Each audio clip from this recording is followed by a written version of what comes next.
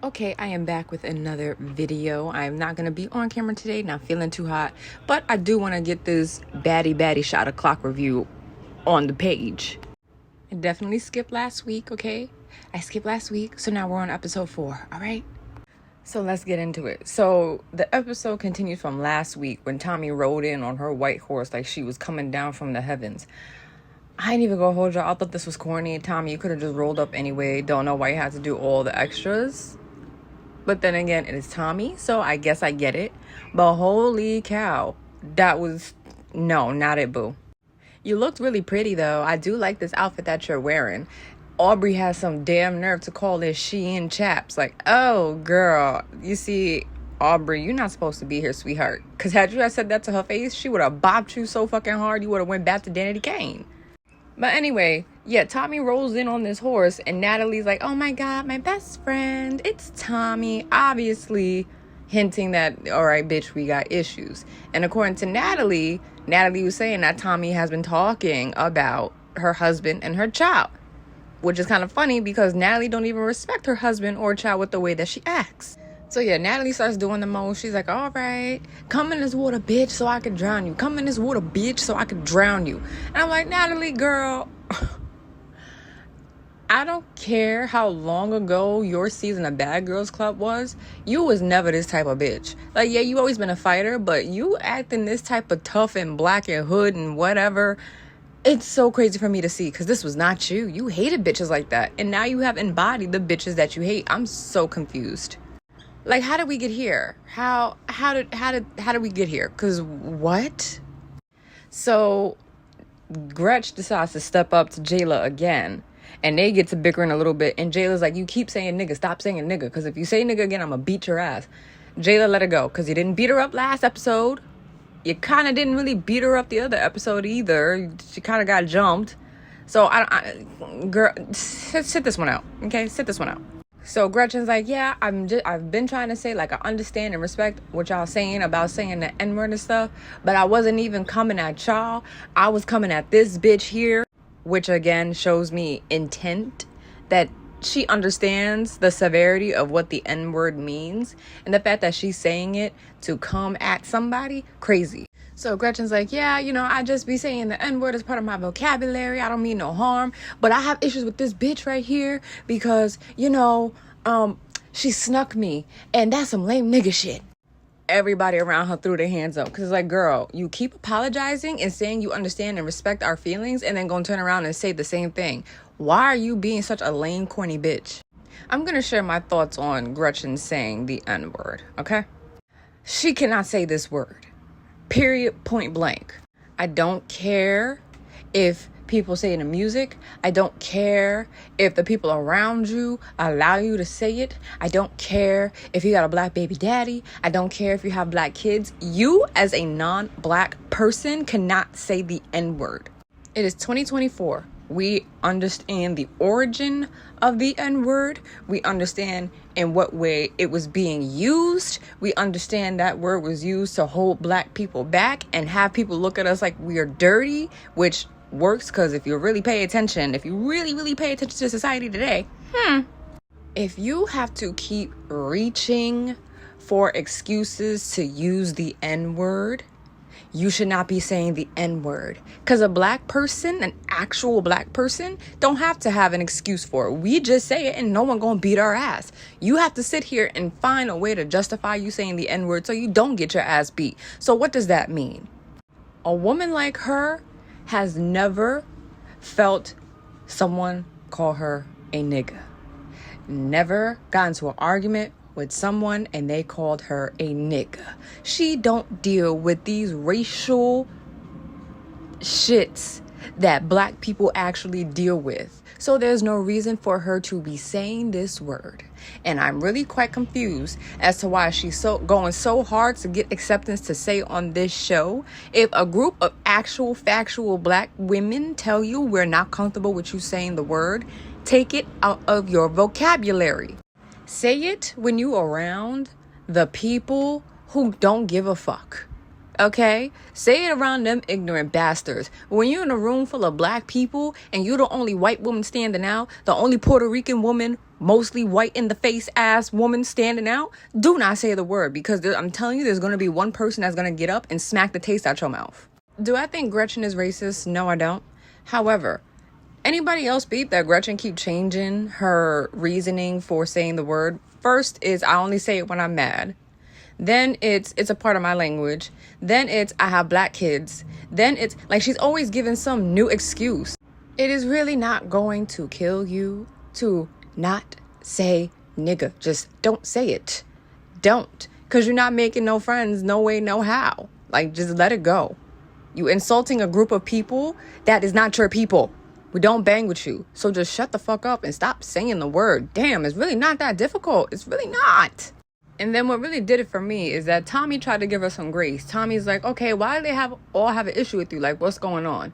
But Tommy, you just heard her say nigga, so I don't know why you're asking. But whatever, you're trying to just play devil's advocate, maybe try to get to know the girl, right?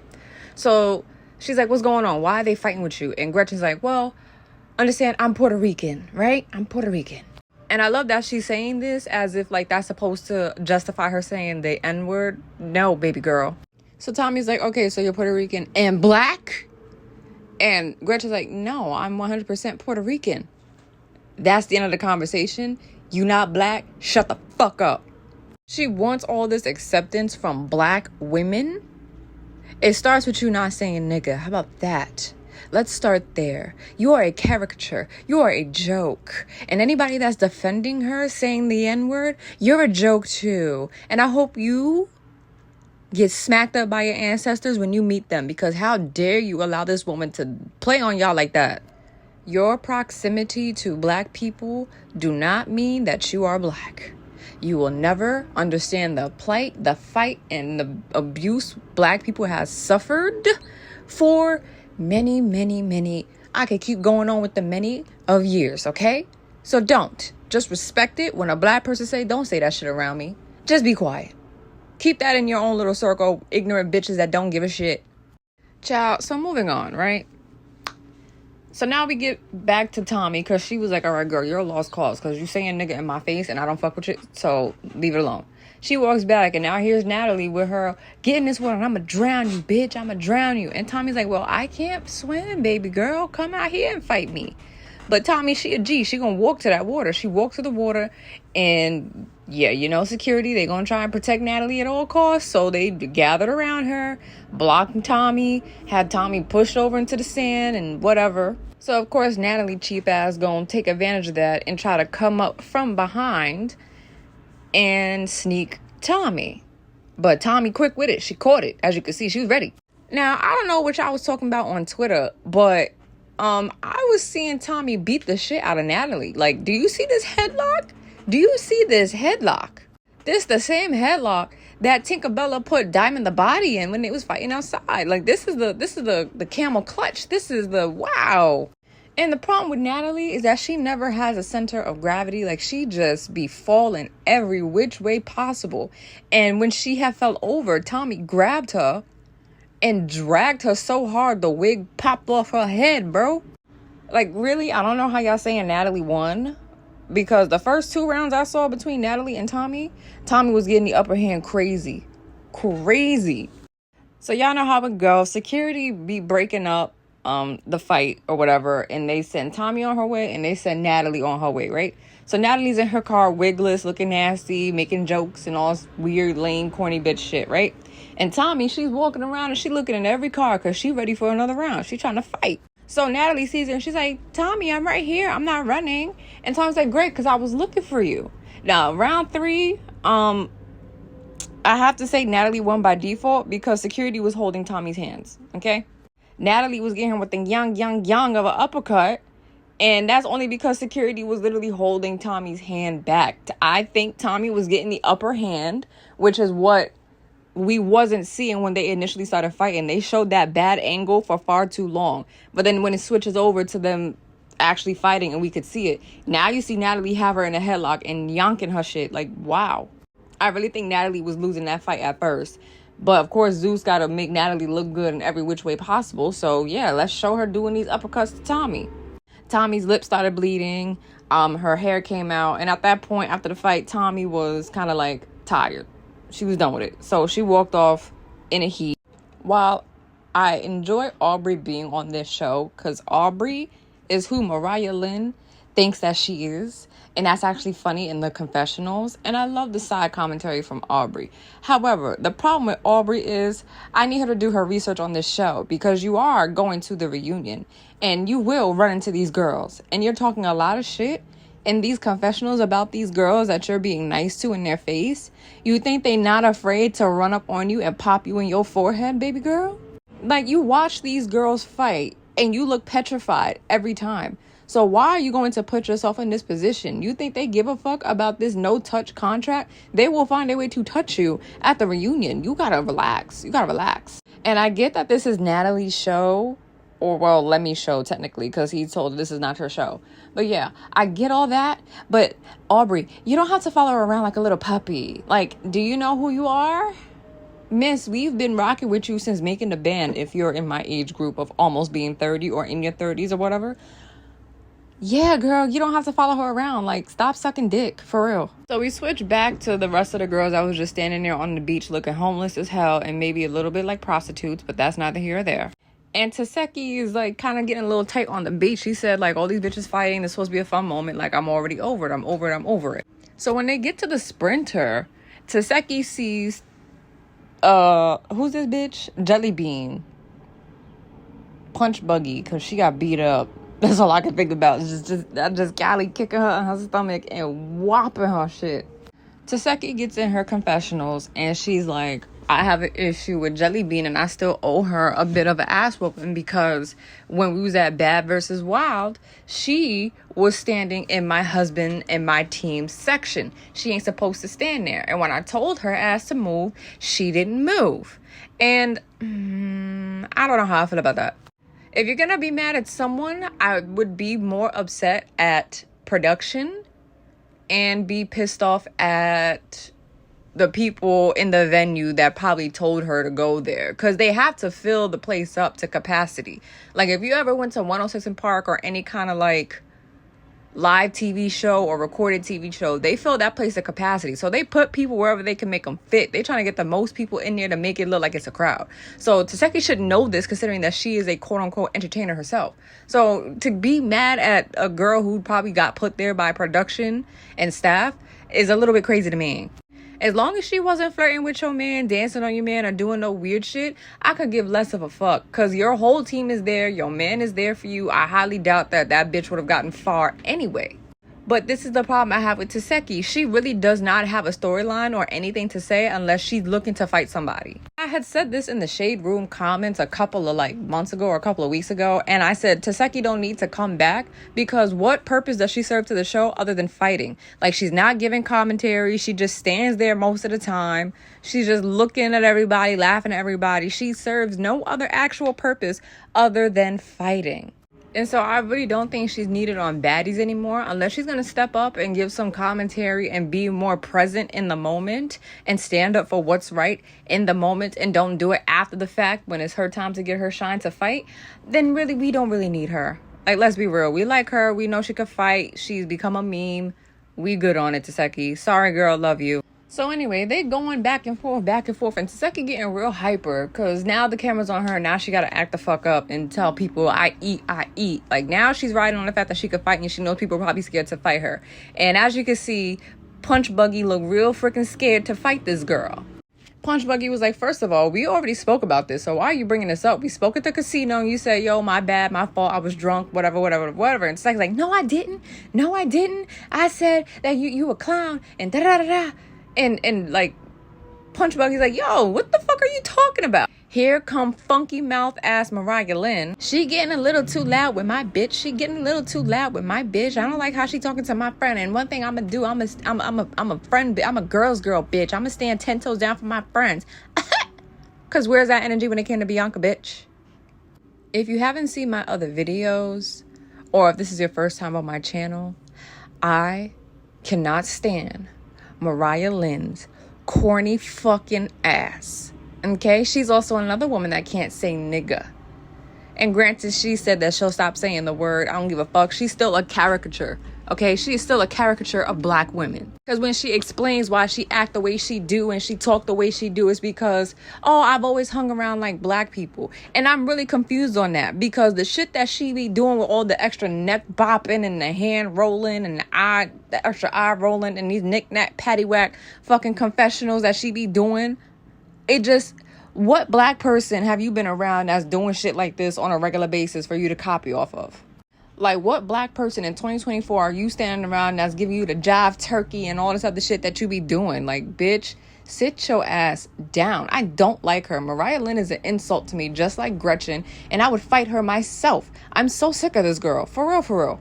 I hate her clothes. I hate her makeup. I hate her music. I hate her on Love and Hip Hop. I hate her on Baddies. Like, honestly, if she has no haters in the world, please probably assume that I died, because I'm going to hate her until the day I die. For real, for real.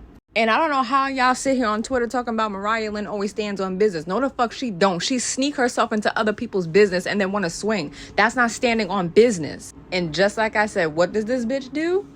Sneak a bitch that she got no issue with. This is the third time that she done snuck a bitch. She did this last season when Teki was fighting them two girls that jumped her. She didn't need to get jumped.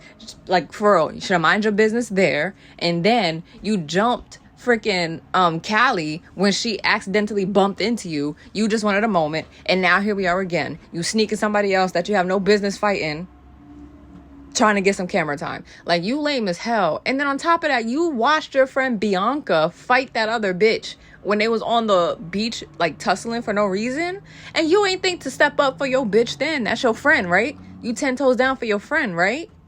What happened, Mariah? Why you got this energy for Teki only? Because you know Teki will eat you up alive? Is that why?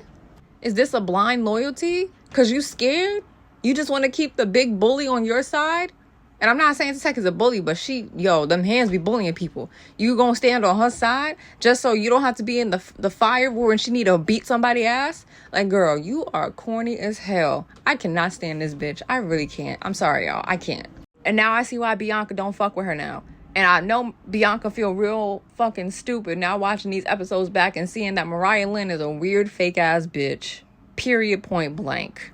Let me move on before Mariah Lynn make me pick a foundation that's too orange for my face and my neck. Oh my goodness. So yeah, per the baddie template, you know, they always gotta talk about what happened the day before. Like, we just didn't hear y'all talking about it in y'all confessionals. Biggie let us know that she a little bit peeved with Natalie and Slim and all the other bitches because they was in front of her room making noise until 5 o'clock in the morning, being loud, being rude, and trying not to let her sleep. So she's just like, I'm a little annoyed about that. Like, I'm not really fucking with Natalie right now. So Natalie and Slim come sit down with them, and Natalie's like, oh, like, how's your friend doing? Like, you know, being that catty bitch thing. So Biggie is like, yeah, I'm the one that told Natalie to come to the beach because that's my bitch, that's my friend, so on and so forth. And Natalie is cackling because she's like, oh, you set your friend up. No, Natalie. You lost a good 80% of the fight. Okay, and you only won the last one because security was protecting you more than they was protecting Tommy. So Slim and Natalie are sitting here saying that Tommy got knotted up, and I'm like, what part of this fight did we not see that y'all saw? Because Tommy looked fine to me. She had a little scratch, okay, because Natalie, she likes to grab and scratch, and you was uppercutting her because security was holding her hand, so her lip was bleeding. She didn't look knotted up to me, or even remotely look like she was begin to start like knotting up. So Biggie's like, she's not knotted up though. She's not knotted up though. And very weird for Slim to start talking about someone that she don't know. And like, I kind of understand she's new to the show, so she's trying to get on Natalie's good side so she can get on the private jets and get the best rooms and all this other stuff. But still, a bad bitch thinks for herself. Ain't no group think. If you feel a way about something, you say it. If you don't agree with it, you say it. And Slim is being a weird ass bitch.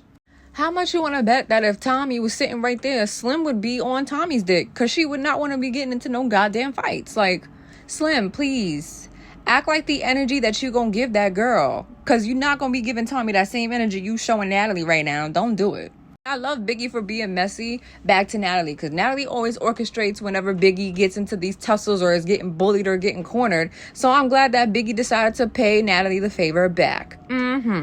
This moment right here is when the show actually started going downhill, because at this point I am so sick and tired of Diamond.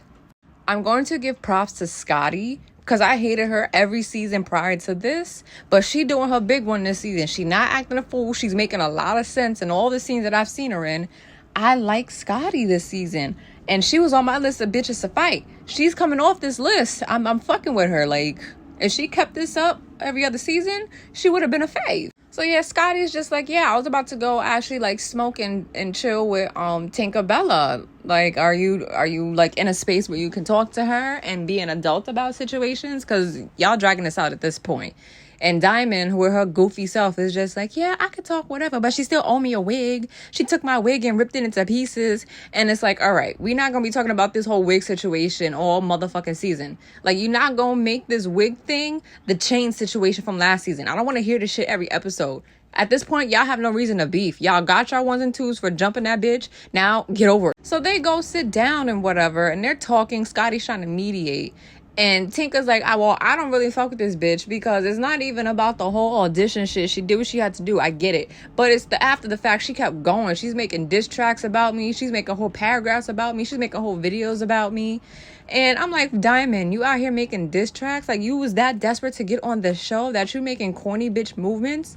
When Tinka called you a little girl, she was right about that, because that's some little girl antic shit. That shit I expect from a girl in high school. You a grown-ass woman, like you said. Then why was you doing all of this? You got on the show. You should have left it right there. Period, point blank. I don't like when girls be doing the much for the most attention. Like, girl, you just lack such personality and brain for you to stand out, huh? And that's what Diamond is giving me. Like, it's not funny anymore. This is corny. And you beefing with this bitch over a wig now? Let it go. But speaking of wigs, I had nothing to say about this Dia and Callie conversation, because they could have really kept that in the archives. We didn't really need to see this convo. However, this piece of like wig right here was stressing me out so fucking bad. I wanted her to cover that one little bald spot, bro. Like, you looked in the mirror and said bald spot activated and left the room like this. Like, no, cover that shit up. It was pissing me off. Like, every time she turned her head, bald spot. Every time she turned her head, bald spot. Like, what's happening here? Stop overplucking y'all wigs. And another thing, Dia, I'm glad you're very confident in yourself and staying on this show, because you're the only Caribbean girl there. But you have not been representing the Bahamian girls well. And you haven't done anything for us to want you back. So I think you should pipe down, sweetheart. Like, you lack personality. We know you can't fight, and every time we see you, you're boring. Relax. So Natalie, right, has these girls going out in the dirt and the sand and the monkeys and the jungles and the this and the that. She got these girls going out here, and she lets it be known that she pissed off that Biggie, Mariah Lynn, Bianca, Teki, and I forgot who else, went to go hang out with Tommy. But she's more upset at Biggie than everybody else who decided to dip out on the activity. Like, Natalie, again, you showing your hand. Like, you sit in Biggie's face and say you don't have an issue with her and you love her, but then you literally show that you have this, like, vendetta against her. To only be mad at her versus everybody else involved in a situation that dipped out is crazy. So, during this boring-ass fucking walk, because really, this was whatever. Wouldn't want to do this with these bitches. But anyway, yeah. So you have Natalie with Sapphire, Tinkerbella, and Diamond the Body, which Natalie knows what she's doing. She's playing producer, so these bitches will fight in the public with the monkeys and the lions and the tigers and bears. We know how this goes. Natalie's like, I know you guys don't really like each other. Y'all have had some words and so on and so forth. Like, I hope that we can just, like, squash it, you know? And then, of course, Tinkerbella and Diamond the Body start going back and forth. Diamond talking about a fucking wig, and Tinker's like, I don't give a fuck about that wig, whatever, get your new one, whatever. And Diamond, my dog is just having a field day in the background, so sorry if you hear her squeaking. Diamond's just like, oh, I'll fight you every day, blah, blah, blah. Like, I don't fuck with a girl that don't love themselves. And Tinker's like, what are you talking about? I do love myself. And Diamond was like, well, girl, you must not love yourself because you bleach your skin. You need to bleach your eyes, your lips, your knuckles, blah, blah, blah, blah. And I'm like, not gonna lie, she ate with that.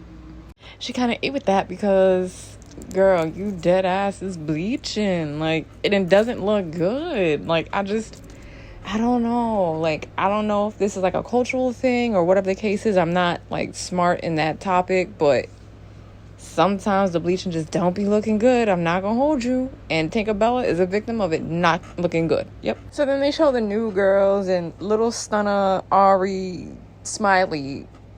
That bitch, she was a little upset that she was with the same girls that she came in with, because she's like, I know them already. I just want to get to know the other girls so I can camp for my spot on the show. Since I'm going to replace somebody, I need to make sure I solidify that, because that's essentially what she wanted to do.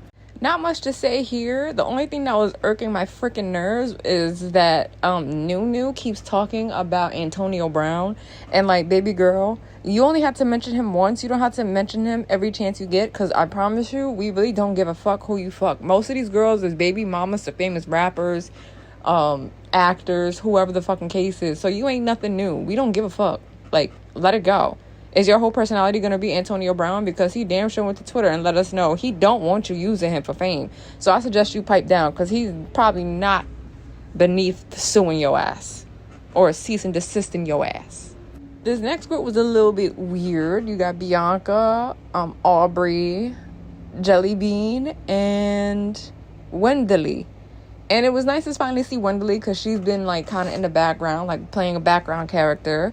Jellybean, she looks ugly every time I see her. I'm not even gonna hold you. Outfit bad, bathing suit bad, hair bad, everything bad. And she's wearing the same wig that she's wearing in her confessional. Like, what are we doing here? So Aubrey asks, well, since y'all are the new girls and y'all came in with Gretchen, how do y'all feel about her? Because I don't think she should be saying nigga. And please know, Aubrey smart. She did not actually say nigga. I'm black, I can say nigga. She said, how do y'all feel about her saying the N-word? Wendy, I wanted to like you, but you lost me.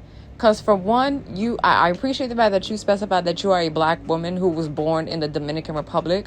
So cool, fine, you from the Bronx. Yeah, cool, whatever. However, that don't mean that she could say the N-word. You being a black woman, you should understand how deep that nigga word runs with people, okay? Especially people like us. So you really being a black woman trying to cape for a bitch like that is crazy to me. I don't give a fuck where she's from. Like, I'm from the Bronx myself. I currently live in the Bronx, and I had to check a white bitch yesterday for saying the N-word. Like, no, she's not allowed to say it. You're not allowed to. No one's allowed to say it. I don't care where you from. I don't care about the black penises you got. I don't care about your proximity to blackness, like I said earlier. You cannot say nigga, and stop caping for her. And I want it to be very clear, as a girl from the Bronx, saying nigga is not Bronx culture. It is not area culture. This is something that black people would say to each other. And the people that are not black would listen in and start saying it. And that's what it is. They pick the right people to say it around. Because if they go to specific hoods and projects and shit, then they get smacked the fuck up. Like I know some real hood niggas that will beat niggas up for saying nigga and not being black. Like, trust me, it's not a cultural thing. So she need to stop that right now. So as we begin to wrap up the show now, we get to the end where we have Slim, Dia, Meatball, Jayla, and Scotty. And Scotty's like talking to the girls, getting how their feelings are, what they're doing, so on and so forth, saying, you know, how y'all feel about the new girls? You know, they coming in here trying to take people's spots. And Meatball's like, nobody's coming here to take my spot. Like, I'm here. And say what y'all want about Meatball, I fuck with her heavy because she's authentically herself. Like, she ain't come here trying to be no bad bitch, no, you know, pretty bitch sucking on Natalie bitch, no long weave, fake nails, fake tics. She's here as herself authentically, and I fuck with her so heavy for that. Like, she's truly repping Philly, and I love that for her. Like, go ahead, girl, put on for Philly. So then Meatball switches around. She's like, yeah, I understand what we're talking about, but I just have a question. Why do you feel like y'all can bully Biggie? Like, especially you, Jayla. Why are you bullying Biggie? Like, you know for a fact that she don't really want to be fucking fighting, and you still over here doing the rah-rah. And we have to understand, while for us, it's been weeks in between them having this interaction. This was probably, like, 24 hours after they was actually tussling and fighting and doing all that back and forth about the house and whatever, right? So Meatball's like, why don't you fight someone who's not scared to fight? Why don't you fight somebody who's actually going to swing on you every single time you swing? And Jayla's like, this is not your business, because she got on the internet and said that she wanted to smack me. And Meatball's like, who gives a fuck? She gave you that one round and you kept going to the next day trying to kick her out of a house, and you punched her knowing she's not going to hit you back, and she wasn't even trying to fight. Like, that's some bullying shit. You a big fucking bully. And not gonna lie, I kind of have to agree, because I think we can all agree when they got to the villa or the house, we can all agree that J-Lo was literally doing the fucking most for no reason. Doing the absolute fucking most. And Biggie really didn't give a fuck to fight again. She's like, I already fought you once. I'm not going to keep dragging this whole situation out. You told me to slap you. I smacked you. And we can move on. We fought twice. We fought in the restaurant. And that's the end of that. Now I'm here in the house. And what? And Jayla just punched her and just kept going. And she's laughing about it. Like, that's some bullshit. Like, you got to relax, Jayla. Get off your fucking high horse. And they ended the episode there. And it's funny because they previewed this last week and we didn't even get the actual scene until the end of this scene. Like, y'all, Zeus, don't start doing this stupid shit where y'all, like, will preview shit 2 weeks ago and we still didn't get to the fight 3 weeks later. Like, get to it. Damn it. Y'all could have just put this in here for the last few minutes and then moved on to next week. Like, come on, bro. Next week looked like it's going to be promising. You know, this was the one episode out of the series that you don't like. We are going to see Teki get into a fight, so let's see what happens there. And Teki better not be bullying and doing this dumb nonsense, because I promise you nobody wants your man but you. I kind of hope we do see next week Meatball and Jayla actually fucking get into it and fight, because I don't know. Jayla's not fighting too well for me. I think she need to get rocked one good time for her to actually want to start fighting, because she feels like these bitches don't want to test her as it is, so she's not going that hard. Please subscribe, like the video, leave a comment. Let's talk about it. I love a good baddies chat with my baddies. Come back next week because I'll probably do another review. If anything, y'all can follow me on TikTok at dcrystal. And yeah, leave a comment on one of my videos and let me know you came from YouTube.